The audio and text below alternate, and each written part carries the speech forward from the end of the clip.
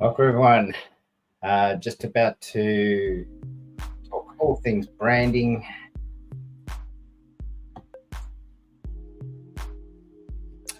Hi, everyone. I'm Chris Dobbin, and I'm thrilled to have you join us for another week of our episode of the.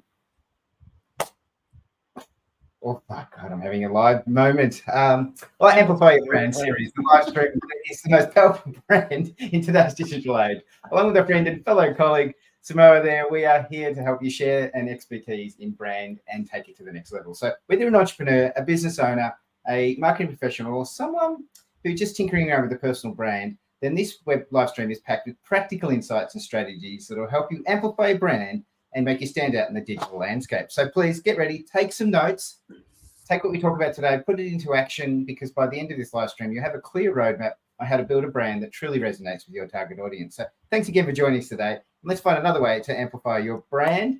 And look, I'm looking forward to getting a little bit more professional today. Had a duck. I'm going to join the spectators now. Yeah, had a rabbit in the headlights moment then. But anyway, that's what live TV is all about. So, Sim, today we're going to talk about the topic, all things branding, in the sense of we're going to just discuss ways to amplify your brand. When we do these sessions, we generally have a particular topic we want to talk about, but sometimes it's just little things we just can't talk about because there's nothing specific about the all branding, and there's just things that kind of just pop up that we would love to talk about. And I guess today that's what we're going to do. So we don't need to present anything. We're just going to talk. So one of the things I want to ask you is why build brands? Like, why is it important for us to go down this pathway? Well, first of all, I'd like to invite everybody listening to this today to reframe how and what building a brand truly is. Because if you're online, if you're visible to somebody, if you're a part of a community, newsflash, if you haven't noticed yet, you already have a brand. The yes. Funny thing is, this reframe will allow you to think your brand is either perceived in alignment with what you want to express it as or not, and then you may have the intentions of aligning those outgoings versus the perception. But the bottom line being behind building a brand is to communicate what you're about, really. Build the authority of what you do. Most people listening to how to build the brand episodes and this sort of content will have some sort of business. They want to position themselves as somebody relevant in the field or area of expertise they are in. And building a brand more today than before is reliant on the human factor. We've stopped listening to corporate messaging and blank-faced communication. And we're more than ever curious to know about who's behind that corporate entity, that business. And this is where building brands, particularly personal brands, comes especially in hand to augment the authority and create credibility and open up opportunities that otherwise would have taken a lot longer to build. If that's an answer to what you asked me. Yeah, for sure. I mean, because a brand is an identity, not a logo. Yes. It's an emotion that delivers consistently. So you have an experience with this brand that seems to deliver in a way that just what you're getting consistently with that brand. A brand is not. I mean, there are some brands that live and breathe on the, I guess, the schizophrenic lifestyle of being totally trendy and random, and I guess shock jockeys are a good example of this. If you're a shock jockey, then you're going to wake up every day and look for the most controversial thing you can talk about and go for it.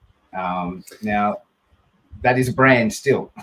That's exactly it. The funny thing is about consistency, and that if that is the expectation that every day there's going to be a new trend, a new shock to expect, that's also consistently being able to come up with it. And the expectation is that it happens.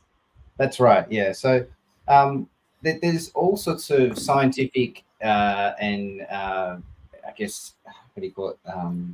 Academic studies. Academic studies on branding, and there's all these things that you can go into really deep details. That's not what today's about. We're not here to pull out how smart we are. We're really just talking about there's some really fundamental things that you need to know about branding, and most people don't get them right, especially small business owners.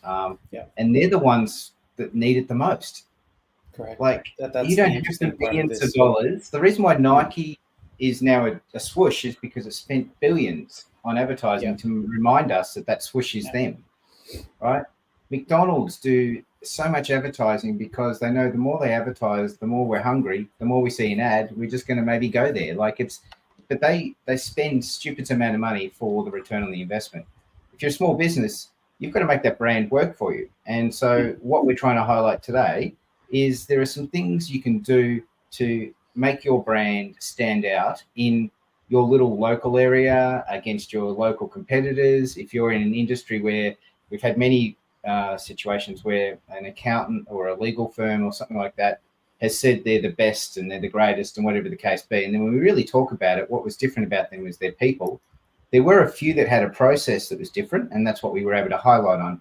But it generally came down to their personnel and the people and the way they delivered the service and sort of things like that. So you really need to be mindful of what is your point of difference from your competitors, and then build on that and develop a brand. And I guess we've also talked about morals and ethics and things like that as well over the last period of time, where it's no use faking that either. Like, if you've got certain values you stand by, then those things need to be the values that resonate with the brand that you have.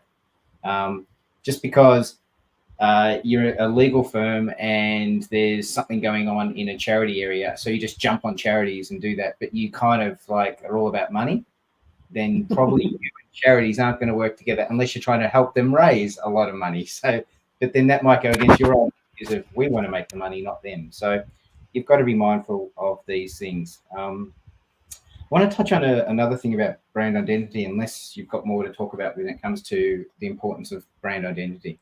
I think we're going to jump in and out of this topic by other alleyways. So let's talk about digital branding strategies, because 10 years ago, maybe you have to go even further back and say 15 years ago, before the iPhone came out, there was a way we went about digital strategies on branding, and everyone thought social media was a trend, so we weren't actually doing certain things with that. But now you have to, like, when we design logos and the brand elements, we are always thinking about how social media is going to work with this brand. It's just an inevitable thing we have to do now. Yeah. As far as brand identity, you go for it. As far as brand identity goes, it basically starts with a strategy. You don't jump right into the execution part of it.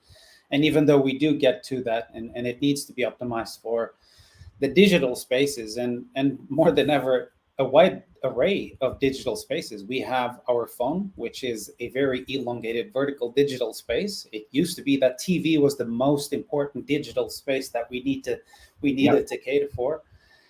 We have tablets today in slightly different formats. We have to be mindful of them and build in scales or build in modular systems that allow us to broadcast and output our brands for those mediums. However, at the start of it all, at the root, comes the planning and the strategy part of it. This is the part that hasn't changed with time. That's still the most important thing.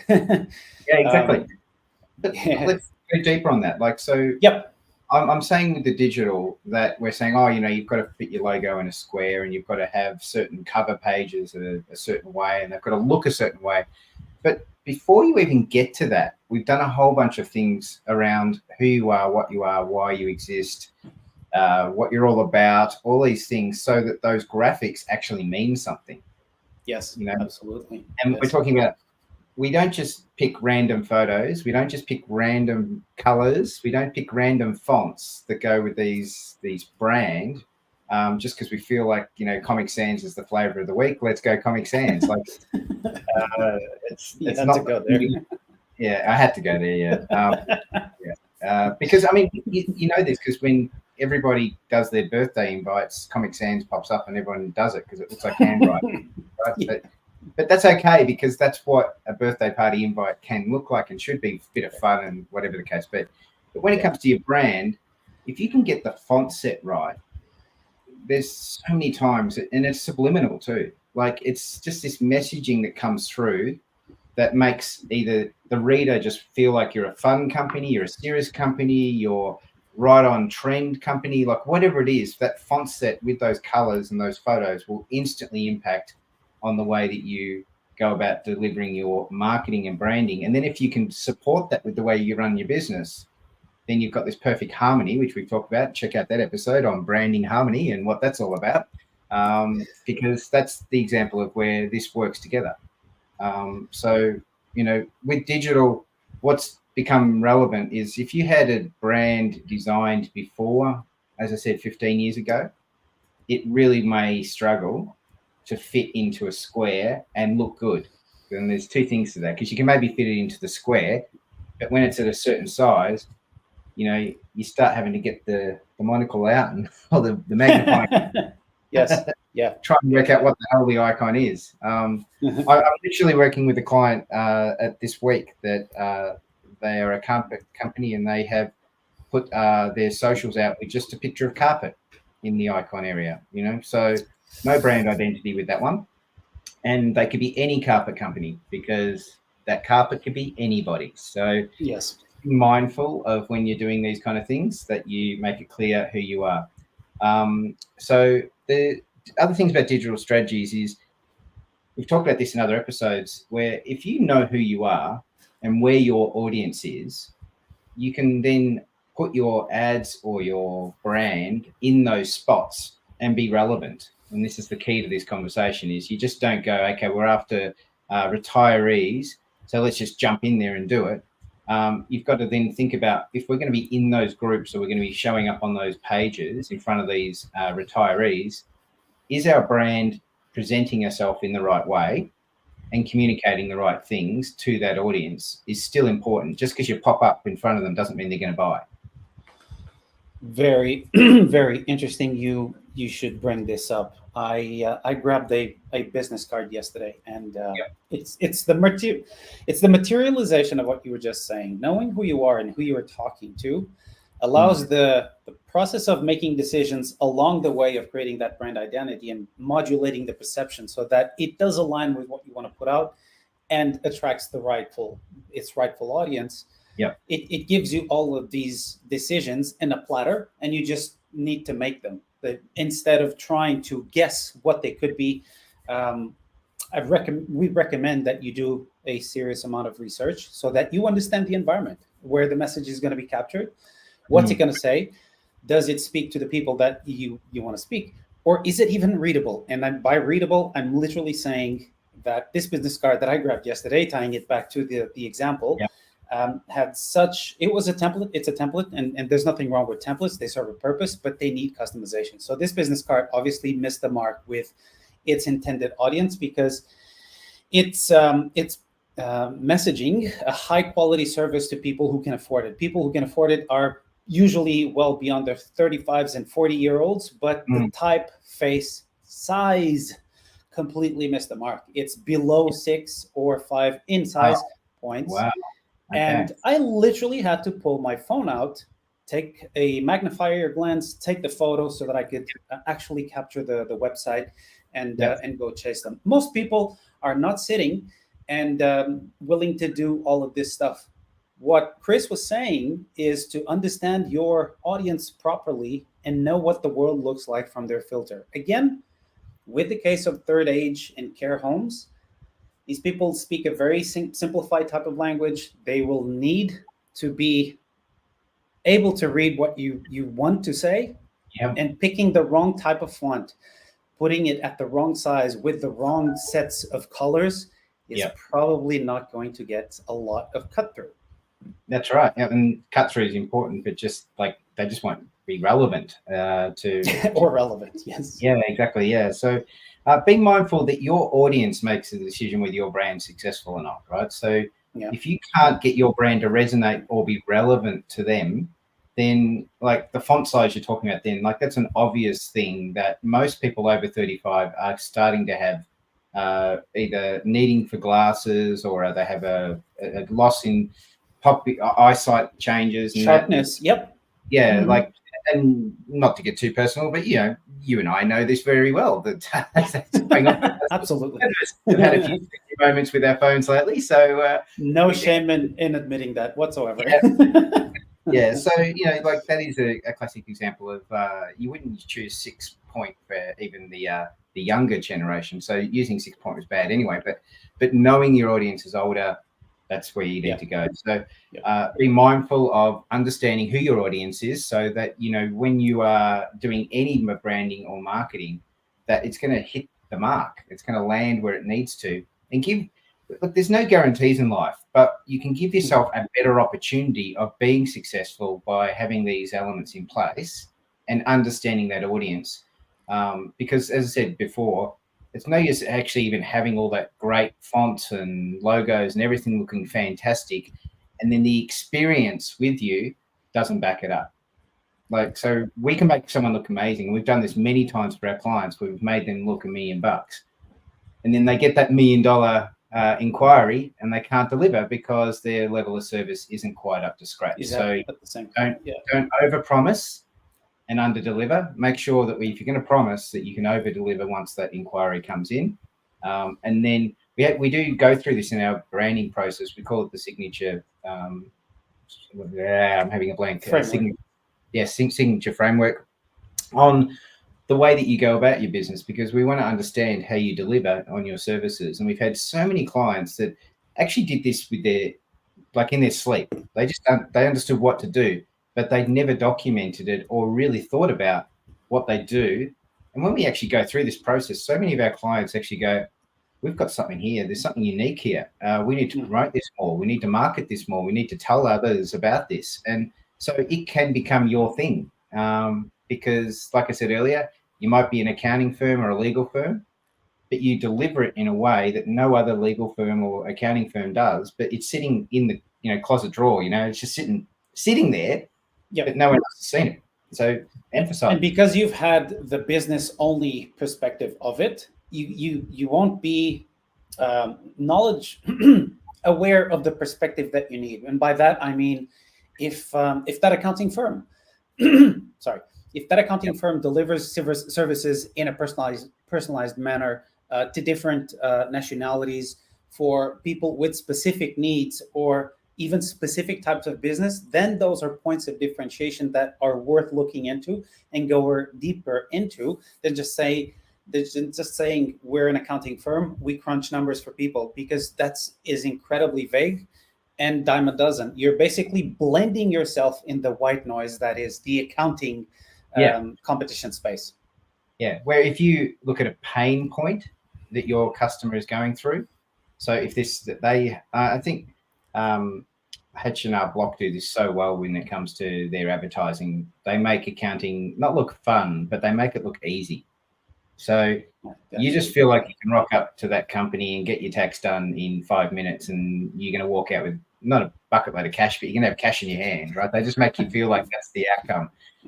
Because they don't talk about the numbers. They don't talk about the process. They talk about a feeling and an outcome, and they usually deliver on that, obviously, depending on how you've managed your taxes. But that's what we're talking about here, is show the customer or the client how they're going to feel through that process, and you're more likely to get people to come back, because a lot of people are sitting in their life having all these problems, all these headaches, and life is hard. But if you make it look easy and you can deliver, that's the key to this. We're not just saying make it easy and then you just deliver a terrible experience. Like, you're not going to last very long with that. But let's give yourself the best opportunity to be getting the inquiry and have that opportunity to help that person. So, yeah. Which leads to the next part of this, which is storytelling. A lot of brands don't tell their story well. They don't really understand, like what we just talked about then. They have that, like, let's go back to the amazing way they deliver their business.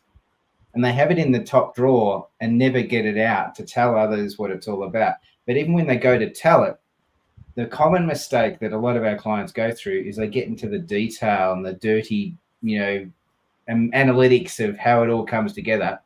And again, miss the point of telling a good story, not overemphasizing, lying or buffing it up in a way, but making sure that the things that are of interest to the audience happen. Yeah. So think about these things when you're telling a story. Like, a lot of people use the story of we're 100 years old and my grandpa, we're 4 generations and blah, blah, blah, blah, blah. That's a great story, but it only works if you attach it to the outcomes that you deliver. And make it relevant to the audience. Yeah, because that's right. if you keep saying it's a family business and we have very tight rules against admitting staff or recruiting clients or still stuck in the past and we don't like computers, that's obviously not going to work very well for you in today's age. Well, look, there may be a niche for that. And we do love niches, but I think that might be a very small one. So, do your research and understand your niche is probably where I'm also going around with this too, is that to make sure that you understand your niche and you get them. And we talk about this in other episodes where, Sim, we've said that, like, get the research, ask questions. Like, there's nothing wrong with going to your customers. And we've actually even gone further than this and said that, like, you don't even need to ask them directly. Jump on the social media and they will give you a whole bunch of responses that you're going to go, there's 10 out there saying this. Now, we know from a number of facts, there's a lot of people who don't get out there. They're not keyboard warriors. They don't just type out what they're thinking. And I guarantee for every 10, there's a couple of hundred out there that are thinking exactly the same thing. And if you can adjust that 1% or understand that if you actually did it that way instead of the way you've been doing it, you can end up with 100 new clients instantly because you've identified there's a way to deliver things differently. This is very interesting, Chris. I'm going to jump right in and drill into that a little bit. Yeah. There's never been shortage of data. Today, there's a higher amount of data collection than ever before. The big data scrapers, the big social media companies, the big tech companies know this, and they found ways. Thanks for the backbeat there. They found ways of collecting that data, harvesting it, and collating it in a way that makes sense. What I mean by makes sense is spot patterns. The information that is available to these companies today is scary to the level of them knowing a lot more about ourselves than we thought we did. They know the tendencies that we go, they know the cycles that we go through as consumers, just to touch one of those facets of data that is collected, and are able to create and direct their entire marketing strategies, their budgets for the year, their product line towards meeting the tendencies or the patterns they find within this level of data scraping. I'm not suggesting you go scrap data. I am suggesting that you do some research as a small business owner. You have the flexibility to go into groups on social media. You can search online. You can even pay for some of this information to be released, because you will find, if you're looking, you will find some patterns. Within those patterns, you are actually getting to know your audience. And once you know your audience and you tie that to your brand story, which, by the way, should be rooted in origin, in mission, in values, and what sets you apart from competitors and what made you go that way, because you're doing something that somebody else already does. So there's going to be something that you have that they don't. When you tie that brand story to actually knowing your audience, you're going to be able to acknowledge their pain and create solutions for those pain points. That's what Chris was talking about just a couple of minutes before. Yeah, but I've worked with clients where they've understood their customer journey. So by doing that, what we were able to do is develop brand marketing campaigns where the client knew that a tire kicker would come to their website and wouldn't buy that day. But they knew, because we put a pixel on the website, that we did what you're saying, the data, we know that they visited, so we were able to track them. And then when they went back to their social media, like Facebook or LinkedIn or whatever the case be, we were able to kind of subtly stalk them by putting ads that are relevant to them, or re-offer something to them, to give them either a discount or a limited offer, or a thing that would be unique to them, to have an experience with that brand that they were kind of thinking about, but they didn't take it up. So by doing that, it encouraged the person to take up that exclusive offer and return back to the website. And this time it had a landing page with that offer describing what it was. And then now, because the customer journey was a tire kicker at the beginning, now you've given them a reason to maybe just go over the edge and just take that offer up, because you knew the experience of the customer wasn't, because especially with high ticket items, if it's a big purchase, generally people want to research it, they want to look it up. But if you put them in, like, book with us today, and we will talk about all those concerns you have about that big purchase you're going to make, and we're going to offer this for you, whatever that offer is that's unique, again, that's going to be there. That might just take away all the barriers, and then get that person to make that inquiry, and then you follow up that inquiry and you turn that into business. This would not happen if you just said, we're only going to let them visit the website, and if they don't book, well, we miss them. Like, this is saying, so just be mindful of the customer journey and what that journey is. And again, when I say you can stalk them on the socials, knowing which social media platform to put it on, if it's Instagram or Facebook, or it's Twitter or TikTok, or whatever the scenarios are, just be mindful of that journey as well, so that you know which social platform is the right one for you to be on, to promote and market back to them that offer, because you know that that's probably their behavior. There's a lot more examples we could go into, but today, again, was just supposed to be a short episode, and we're still buffing up with coming up to 30 minutes. So is there any brands I guess is where I want to finish today on, is there any brands that you think are doing quite well at the moment on delivering on the promise of the brand that they are? I see a lot of, and I'm a big believer in content marketing, which is a more awareness-based, long-term, more sustainable, less aggressive kind of approach to brand. And it has more frequent, less strong, but equally valid touch points with potential sales. With that said, I like how some of the more active, more knowledgeable coaching businesses are going about putting their offers in front of me, because I'm within the audience of some coaches. So let's say Tony Robbins, for example. Let's say there's a few marketers out there doing really interesting work with their presence, and I think that it came by way of investing long term, looking at the sustainable way of maintaining an audience and making offers that are relevant.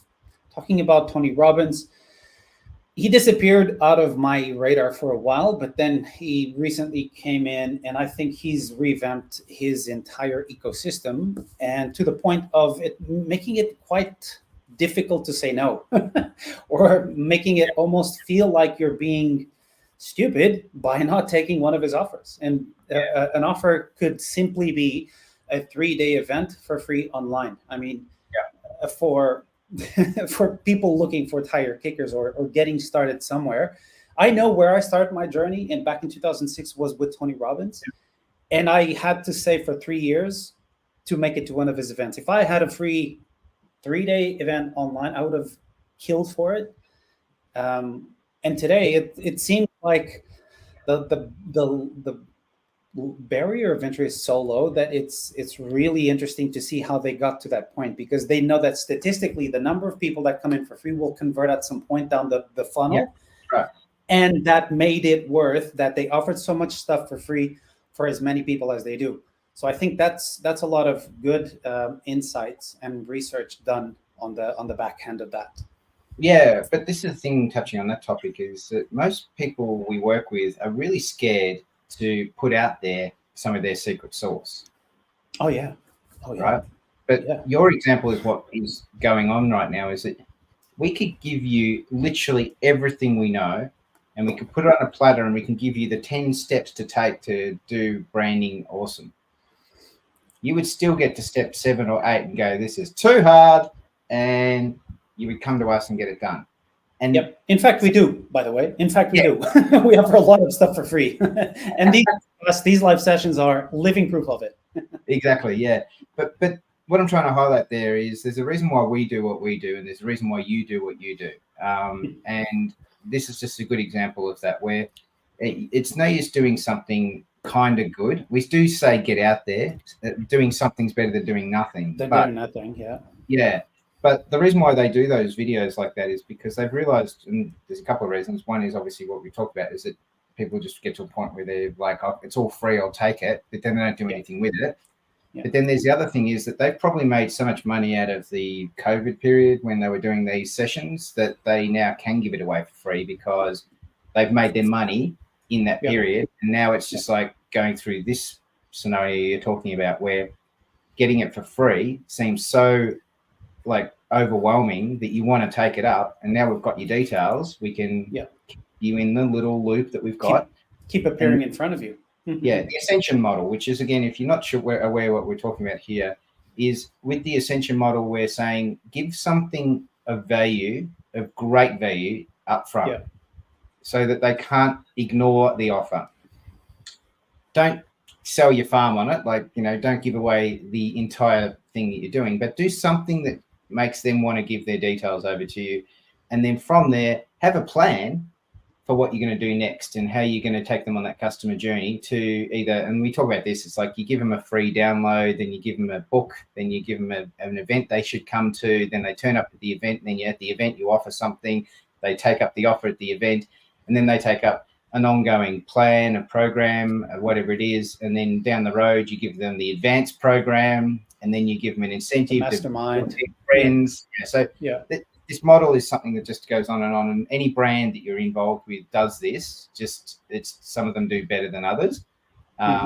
It's having a plan in place to do this is what makes brands successful. So hopefully from what we've talked about today, you've got a bunch of ideas that can work. We could talk all day about branding. It's something we love. If you want to reach out to us, we would love to have a chat to you about your branding and what is working or not working. And if you are having success, we'd love to hear about it. If you're having struggles and not sure, we'd love to hear about it. So please reach out to us and tell us where you are and what's going on. Sim, I'll throw it to you because you do that line a lot better, but is there anything you would like people to take away from today?